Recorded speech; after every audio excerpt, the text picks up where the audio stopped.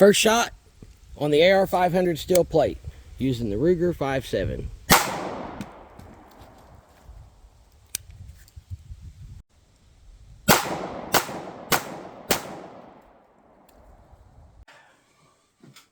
Okay, this is a tabletop of the Ruger 5.7. We'll go ahead and completely clear. Magazine's empty.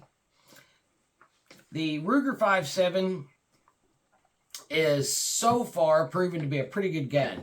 The only thing I've got to compare it to is the original FN pistol, which, you know, I really like it. It's a great gun, but I'm going to say what I like about this one more and what I don't like about it more. So we'll start off with the sights.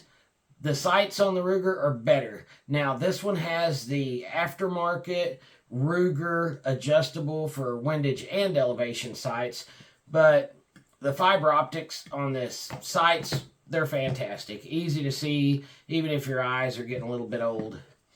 The slide serrations are actually really well done. They're grippy. The finish on the slide is actually well done.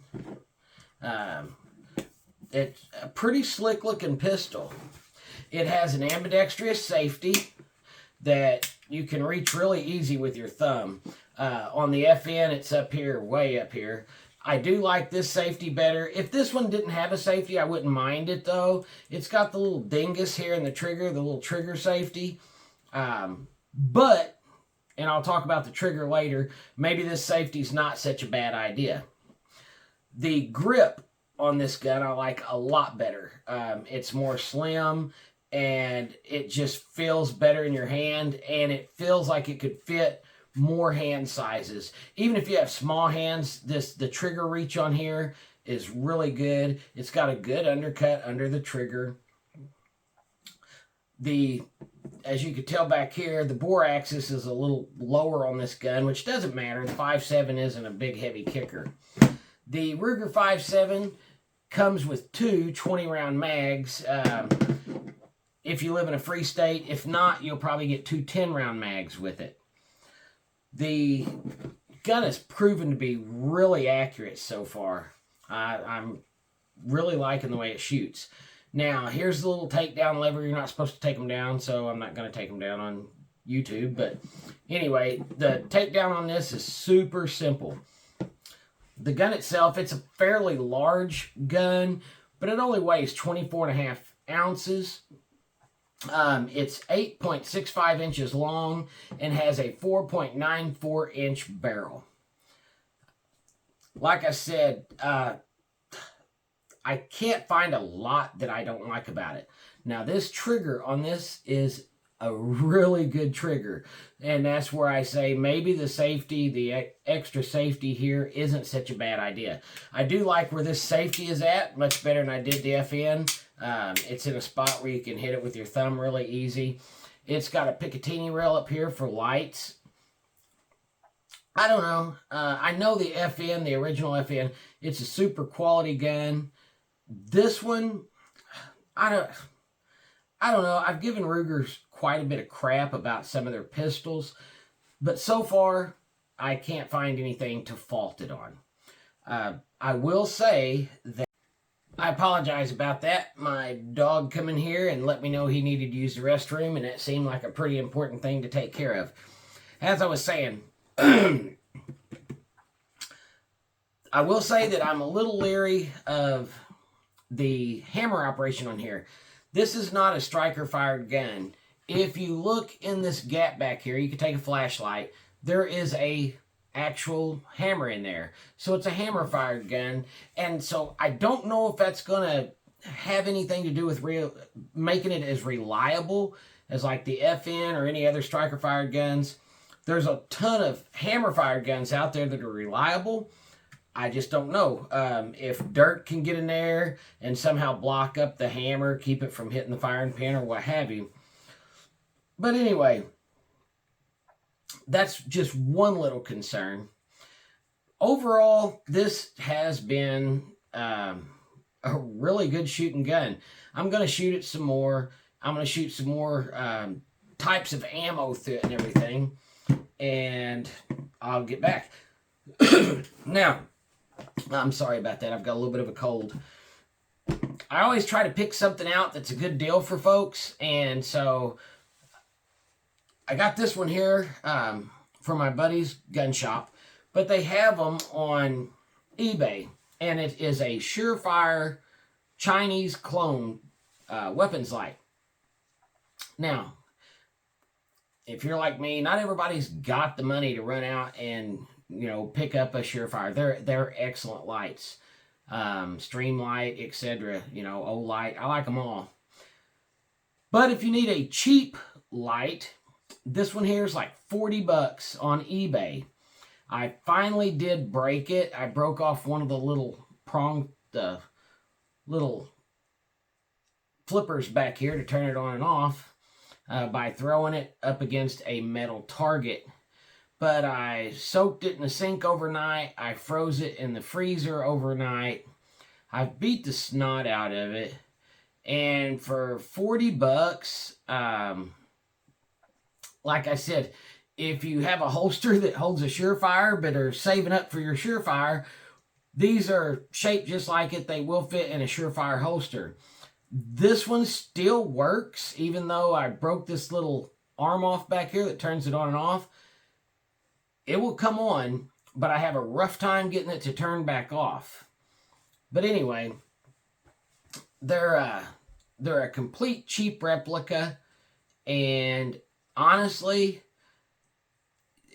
I hate, clones and people trying to take advantage of something that are name brand products and selling inferior products with that idea of what you're getting on there. EOTech and certain Red Dots and stuff have a lot of trouble with that, fakes and copies. But they just say X300 Ultra or something like that. And for $40, I mean, it's a decent little light. I have been horrible to this one. So if you need a cheap light, you might want to check this out. Like I said, they're on eBay. Not bad.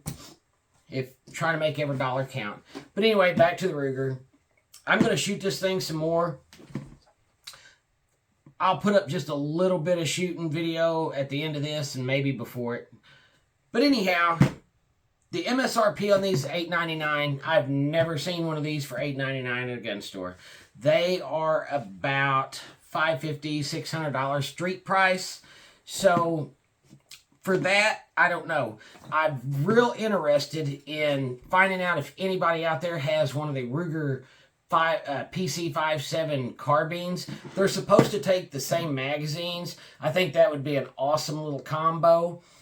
I wouldn't carry this gun for concealed carry, but I do think it is an excellent bag gun, a get-home bag. If 2 magazines is 40 rounds, this thing is light. It won't add hardly any weight to your bag. And it is a very formidable round.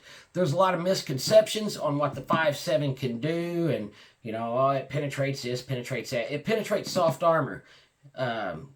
It's fast and pointy. That's what it takes to penetrate level 3A. In gel test, the bullets are just too light. The 198s and 195s, they're so light. They're 28, 27 grains. They go about 8, maybe 9 inches in ballistic gel. Now, yes, they are absolutely devastating to a human body. They will go through a level 3A vest. They don't have as much penetrative power, though, on wood and other barriers as they give them credit for. It's an excellent gun, perfect bag gun. Every 5.7, I think, would make a great bag gun. I am interested in the PC carbine. If you have one, I'd love to hear your thoughts on it, if you were impressed with it, if you hated it, and if you have the PSA Rock.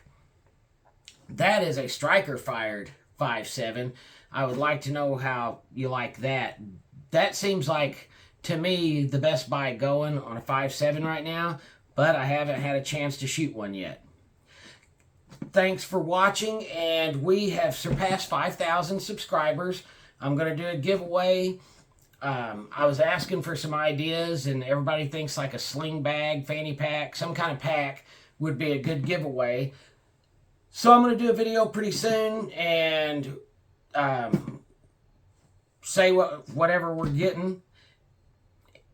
As always, I will pick someone from the comments and you'll get a bag. Now, the way we do this is we have Facebook Messenger on 573 Reviews. So if you don't have Facebook Messenger, just get it. That way we can get your address and get you something. If I can't get your address, I cannot mail you something. But anyway, that's coming up, and some more shooting with this. I appreciate you guys so much. It's very humbling to have a channel to share with everybody, and this isn't my channel. Heck, this is our channel, and I learn as much from you guys as hopefully you learn a little bit or get some information from me. I do appreciate it, and as always, thanks for watching.